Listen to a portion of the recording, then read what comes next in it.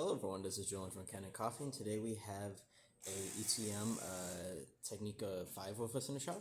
And it came in for a few issues, one being a cold steam boiler and then just general tune-up and stuff like that. And so we had to replace a few things. So first, instead of doing a tune-up, we had to do an overhaul.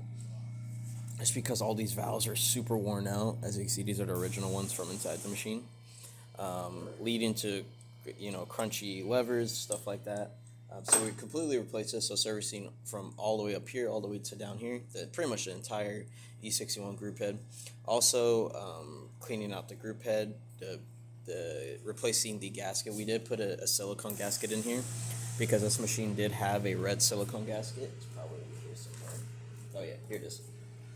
So we replaced it with a new blue one, which is different than our traditional black ones. And then also it had an IMS basket in here, which we didn't swap out just because these IMS baskets, one, are easy to clean, and two, are quite expensive.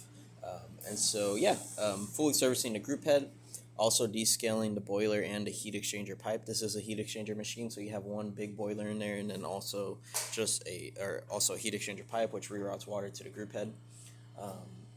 After descaling that, we had to replace a kind of like a check valve here. So this was releasing a bunch of water back into the water tank or wherever you're. It was just constantly leaking actually into the drip tray. So replace this one with a brand new one. And yeah, and we are going to quickly test the machine. We don't have a portafilter this time around just because it wasn't dropped off with us.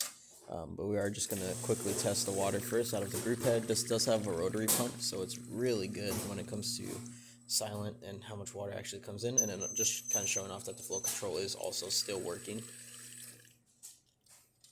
And just dump that in there.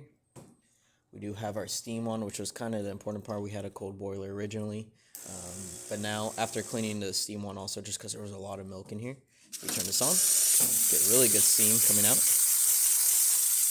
and it will last a while because you do have a big boiler in there. We're just going to let it run for a little bit more.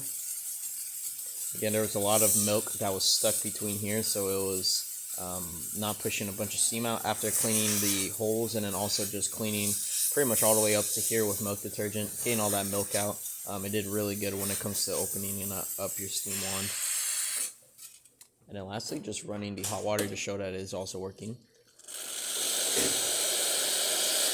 Yeah, that's about it for this repair. If you like this video or any of other repairs on our channel, leave a like, subscribe, and hit the bell. Thanks for watching.